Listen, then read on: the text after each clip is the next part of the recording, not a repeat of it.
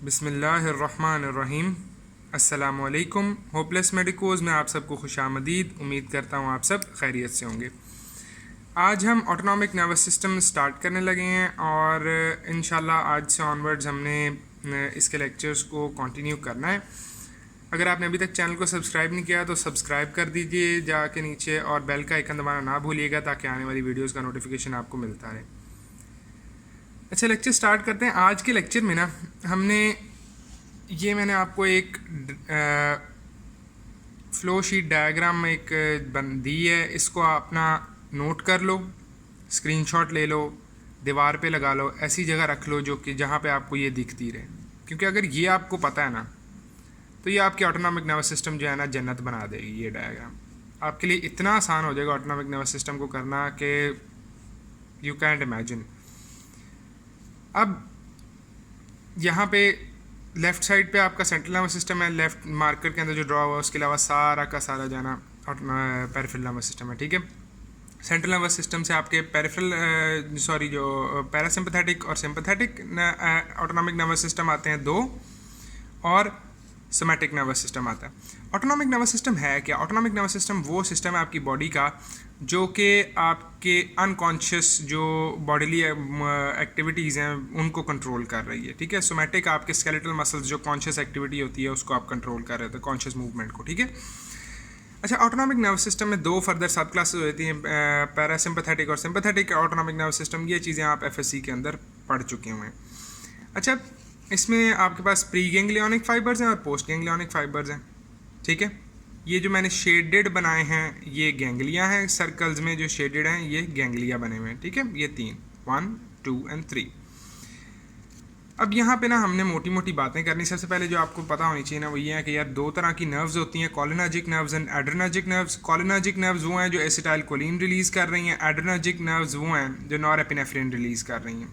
ठीक है, AP in a very small amount, very very very small amount. Cholinergic acetylcholine release कर रही हैं, एड्रेनर्जिक नॉरएपिनेफ्रिन रिलीज़ कर रही हैं। रिसेप्टर्स जो हैं, रिसेप्टर्स कोलिनर्जिक रिसेप्टर्स वो हैं जो एसिटाइलकोलिन की वजह से एक्टिवेट होते हैं, और एड्रेनर्जिक रिसेप्टर्स वो हैं जो एपिनेफ्रिन और नॉरएपिनेफ्रिन की वजह से एक्टिवेट होते हैं। ठीक है, अब मैं इन दोनों वर्ड्स को यूज़ करूँगा, कोलिनर्जिक और एड्रेनर्जिक। नोट करो कि इस पूरी डायग्राम के अंदर आपके यहाँ से शुरू हो रहा है और यहाँ की तरफ आना है हमने। ठीक है, फ्लो आपकी जो डायग्राम का ना वो इस डायरेक्शन में। ठीक है, पहले जो आपकी नर्व्स हैं सारी की सारी, नोट करो, वो सारी की सारी एसिटाइलकोलिन रिलीज़ कर रही हैं, मतलब कि वो सारी की सारी कोलिनर्जिक हैं। ठीक है, whether it be parasympathetic autonomic nervous system, sympathetic autonomic nervous system और द सोमैटिक नर्वस सिस्टम, यार फर्स्ट नर्व्स जो हैं आपकी वो कोलिनर्जिक है। उसके बाद आप नोट करें कि जितने आपके रिसेप्टर्स हैं, पहले रिसेप्टर्स हैं, वो सारे के सारे पहले रिसेप्टर्स आपके निकोटिनिक हैं। ठीक है, पहले रिसेप्टर्स आपके सारे निकोटिनिक हैं। निकोटिनिक फर्दर दो सब क्लासेस होती हैं, एन सब एम और एन सब एन। ठीक है, एन सब एम होती हैं जो कि न्यूरोमस्कुलर जंक्शन पे एक्ट करती हैं। ठीक है, nicotinic receptors which are present on skeletal muscles, M for muscles, nicotinic receptors present on skeletal muscles. N sub N होता है nicotinic receptors present on neurons. ठीक है, और न्यूरोनल सेल बॉडीज और सेल्स ऑफ न्यूरोनल ओरिजिन। ठीक है, N sub M nicotinic receptors present on muscles, skeletal muscles to be specific. N sub n nicotinic receptors present on neurons और neuronally derived cells. पहले आप देखो कि सिर्फ n sub m आपका सिर्फ skeletal muscles पे है, बाकी सब के सब आपके n sub n है। ठीक है, सर्कल में जो बने हैं ये गैंग्लिया हैं, ये स्क्वायर के अंदर बनाया है, दिस इज एड्रेनल मेडुला। ठीक है, एड्रेनल मेडुला के ऊपर एन सब एन रिसेप्टर इसीलिए होते हैं क्योंकि एड्रेनल मेडुला के जो सेल्स हैं ये न्यूरल क्रेस्ट ओरिजिन होते हैं। अगर किसी ने एम्ब्रियोलॉजी पढ़ी है तो उसे आइडिया होगा, अदरवाइज नेवर माइंड, ये आपके लिए इतना ज़्यादा इंपॉर्टेंट नहीं है। ठीक है, अगर कोई कभी पूछ ले तो बता देना उन्हें।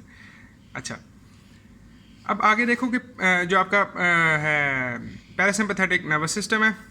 ठीक है, इसके अंदर दोनों फाइबर्स कोलिनर्जिक हैं, प्री गैंग्लियोनिक भी कोलिनर्जिक है, पोस्ट गैंग्लियोनिक भी कोलिनर्जिक है। ठीक है, और रिसेप्टर्स भी दोनों कोलिनर्जिक हैं, एक निकोटिनिक है और एक मस्करेनिक है। अच्छा, अब ये भी देखो कि मस्करेनिक रिसेप्टर्स भी कोलिनर्जिक हैं, निकोटिनिक भी कोलिनर्जिक हैं। तो अगर कोई पूछे कि कोलिनर्जिक रिसेप्टर्स में कौन कौन से आ जाते हैं, तो आप बता सकते हो कि N सब N, N सब M और उसके अलावा M1 से ले के M5 तक सारे के सारे cholinergic receptors. On the other hand adrenergic receptors यहाँ पे अल्फा और बीटा हैं। एड्रेनर्जिक रिसेप्टर्स आपके अल्फाज सारे और बीटाज सारे, अल्फा 1 अल्फा 2 और बीटा 1 बीटा 2 बीटा 3। ठीक है। अच्छा, ये जो स्टार जिन पे लगाया है ये आपका करेक्टरिस्टिक है सिंगल, उसका मतलब जो आपका करेक्टरिस्टिक है स्पेसिफिक नर्वस सिस्टम का। अब ये पैरासिम्पैथेटिक का करेक्टरिस्टिक पाथवे है, ये सिंपैथेटिक का करेक्टरिस्टिक पाथवे। ठीक है। पैरासिम्पैथेटिक ने क्या करना है, पहला cholinergic nerve, then cholinergic receptor, then a cholinergic nerve and a cholinergic receptor. In sympathetic we have a cholinergic nerve, उसके बाद एक cholinergic receptor है, उसके बाद adrenergic nerve और adrenergic receptor है। पैरासिम्पैथेटिक नर्वस सिस्टम का मेन जो फाइनल न्यूरोट्रांसमीटर है दैट इज एसिटाइलकोलिन। ठीक है। सिंपैथेटिक नर्वस सिस्टम का फाइनल न्यूरोट्रांसमीटर जो है वो मोस्टली नॉरएपिनेफ्रिन होता है। ठीक है। ये नीचे वाले जो दो हैं ये स्पेशल केसेस हैं, मैं भी आपको बताता हूँ। अब देखो क्या हो रहा है, प्री गैंग्लियनिक फाइबर आया, गैंग्लियन पे फायर किया, न्यूरोट्रांसमीटर रिलीज किया, रिसेप्टर ने उस न्यूरोट्रांसमीटर की वजह से एक्टिवेट होके एक पोस्ट गैंग्लियनिक फाइबर को एक्टिवेट किया, पोस्ट गैंग्लियनिक फाइबर से न्यूरोट्रांसमीटर निकला, उसने टारगेट ऑर्गन पे फाइनल रिसेप्टर टर्मिनल रिसेप्टर को एक्टिवेट किया, टर्मिनल रिसेप्टर को एक्टिवेट करने से जो डिफरेंट उस सिस्टम के जो आपके होते हैं ऑर्गन्स होते हैं वो एक्टिवेट हो जाते हैं। ठीक है, हार्ट, ग्लैंड, स्मूथ मसल्स वगैरह। अब यहाँ पे देखें कि हमने कर लिया, पहली नर्व्स आपकी सारी की सारी कोलिनर्जिक हैं, पहले आपके जो हैं सारे के सारे रिसेप्टर्स आपके निकोटिनिक रिसेप्टर्स हैं। ठीक है। और उसके बाद पैरासिम्पैथेटिक नर्वस सिस्टम कोलिनर्जिक है इन नेचर और sympathetic nervous system adrenergic post ganglionic fibres जो है वो उसके हैं। अब जो स्पेशल केसेस हैं ना वो ये हैं कि एसिटाइलकोलिन जब एक्ट करता है गैंग्लियंस पे तो सिंपैथेटिक नर्वस सिस्टम ना आपके स्वेट ग्लैंड्स और जो पाइलोरेक्टर मसल्स होता है ना, जो आपके ये क्या उसको कहते हैं स्किन पे जो हेयर होता है उसके नीचे जो मसल्स होते हैं जो उनको खड़ा करते हैं, उनको सप्लाई कर रहा होता है। और इनकी जो सप्लाई होती है ना वो कोलिनर्जिक होती है। ये जो सप्लाई है ना दिस इज़ कोलिनर्जिक। ठीक है। इसके अलावा जो एड्रीनल मेडुला है, एड्रीनल मेडुला से स्क्रीट होता है एपिनेफ्रिन। नॉरएपिनेफ्रिन भी स्क्रीट होता है जब ये एक्टिवेट होता है एड्रेनल मेडुला के सेल्स, लेकिन मोस्टली एपिनेफ्रिन होता है 90% प्लस। अब एपिनेफ्रिन ना नर्व्स के थ्रू नहीं जाता, बाकी सारे जो हमने ड्रॉ किए थे ना वो सारे के सारे जा रहे थे नर्व्स के थ्रू। एपिनेफ्रिन नर्व्स के थ्रू नहीं जा रहा। एपिनेफ्रिन क्या न्यूरो हार्मोनल ट्रांसमिशन, मतलब कि ब्लड के अंदर हार्मोन के तौर पर स्क्रीट होता है, उसके बाद वो टारगेट ऑर्गन तक पहुँचता है। अब यहाँ नोट करो कि कुछ ना आपके रिसेप्टर्स होते हैं जो कि इनर्वेटेड होते हैं। इनर्वेटेड होने का मतलब कि इनके ऊपर डायरेक्ट आके नर्व एंड हो रही है। कुछ रिसेप्टर्स होते हैं जो कि नॉन इनर्वेटेड होते हैं, जिनके ऊपर डायरेक्ट आके नर्व एंड नहीं हो रही होती। जो आपका नॉरएपिनेफ्रिन है ना वो सिर्फ उन रिसेप्टर्स पे एक्ट कर सकता है जो कि इनर्वेटेड है। ठीक है। जो आपके गैंग्लियन के फायर होने की वजह से एड्रेनर्जिक नर्व्स ओपन हुई, उन्होंने सिर्फ इनर्वेटेड को करना है एक्टिवेट, जबकि एपिनेफ्रिन जब रिलीज़ होती है ना ब्लड के अंदर रिलीज़ होती है इन जनरल, और ब्लड के अंदर रिलीज़ होने के बाद वो डिसिपेट हो जाती है, डिस्ट्रीब्यूट हो जाती है, और डिस्ट्रीब्यूट होने के बाद जो ये वाले भी एक्टिवेट होंगे इसकी वजह से और ये वाले भी एक्टिवेट होंगे। ठीक है। जो कि नहीं है इनर्वेटेड बाय दिस वो भी इसकी वजह से एक्टिवेट होंगे। अच्छा, अब ये जो है डायग्राम ये क्यों इंपॉर्टेंट है, हम अभी ड्रग्स के नाम नहीं लेंगे, हम सिर्फ देखेंगे कि यार ये हमें कैसे हेल्प कर रही। लेट्स से यार यहाँ पे ये मस्करेनिक रिसेप्टर है, हमने एक मस्करेनिक एगनिस्ट देना है। एगनिस्ट याद करें कौन सा होता है, जो रिसेप्टर को एक्टिवेट करता है। अब मस्करेनिक एगनिस्ट इस डायग्राम को फ़ौरन देखें और मुझे बताएं कि कहाँ कहाँ एक्ट कर सकता है। मस्करेनिक एगनिस्ट यहाँ एक्ट कर सकता है और मस्करेनिक एगनिस्ट यहाँ एक्ट कर सकता है। ठीक है। जब भी हमने कोई ड्रग देना ना ऑटोनॉमिक नर्वस सिस्टम में, उसका इफेक्ट हमने 5 ऑर्गन्स पे देखना है, 5 ऑर्गन्स पे। वो 5 ऑर्गन्स कौन से हैं? आइज़, ऊपर से शुरू करो, आइज़, हार्ट, हार्ट के साथ ही पड़े हैं लंग्स, लंग्स से नीचे आ जाओ जीआई ट्रैक्ट, और जीआई ट्रैक्ट से भी नीचे यूरिनरी ट्रैक्ट। ठीक है, हमने देखना है कि वो चीज़ आँखों पे क्या इफ़ेक्ट डाल रही है, ठीक है, वो चीज़ दिल पे क्या इफ़ेक्ट डाल रही है, वो चीज़ आपके लंग्स पे क्या इफ़ेक्ट डाल रही है सॉरी फॉर माई ड्राइंग, वो चीज़ आपकी इंटेस्टाइन्स पे क्या इफ़ेक्ट डाल रही है, और एंड पे वो चीज़ आपके यूरिनरी ब्लैडर को क्या इफ़ेक्ट कर रही है।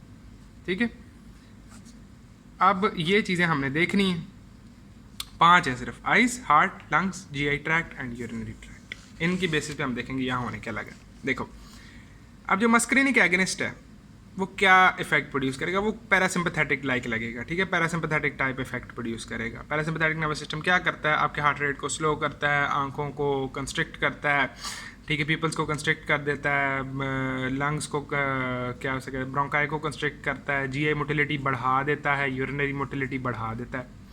तो अब देखो मस्करीनिक एगनिस्ट क्या करेगा, यहाँ पे एक्ट करेगा तो हार्ट रेट को, सबसे पहले आइज़ को देखते हैं, आइज़ को क्या करेगा, प्यूपिल को, आइज़ को जब देखते हैं तो प्यूपिल को क्या करेगा, प्यूपिल को कंस्ट्रिक्ट कर देगा। हार्ट रेट को क्या करेगा, हार्ट रेट को क्या करेगा, डिक्रीज़ करेगा। लंग्स के ऊपर क्या इफेक्ट होगा, ब्रोंको कंस्ट्रिक्शन होगी। ठीक है, ब्रोंकाई आपके मज़ीद कंस्ट्रिक्ट हो जाएंगे। आपके उस पर जीआई मोटिलिटी पे क्या इफेक्ट होगा, जीआई मोटिलिटी इंक्रीज़ हो जाएगी। यूरिनरी मोटिलिटी पे क्या इफेक्ट होगा, यूरिनरी मोटिलिटी भी इंक्रीज़ हो जाएगी, यूरिनेशन भी ज़्यादा होगी और स्टूल भी ज़्यादा पास होगा। ठीक है, बार बार पास होगा।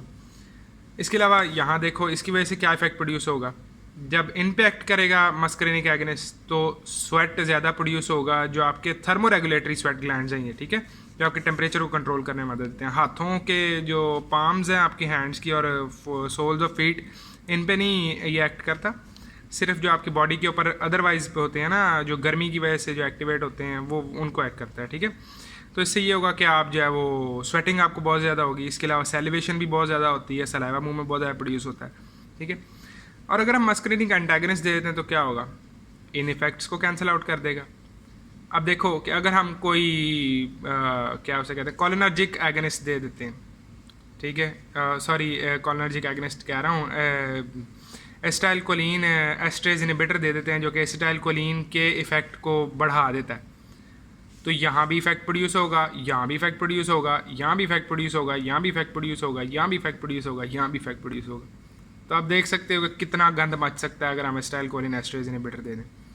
दूसरी तरफ अगर हम एक गैंग्लियन ब्लॉकर देते हैं जो कि एन रिसेप्टर्स को ब्लॉक करते हैं, यहाँ पे ब्लॉक कर देगा, यहाँ पे ब्लॉक कर देगा, यहाँ पे ब्लॉक कर देगा, यहाँ पे ब्लॉक कर देगा, ये इफेक्ट्स नहीं प्रोड्यूस होंगे।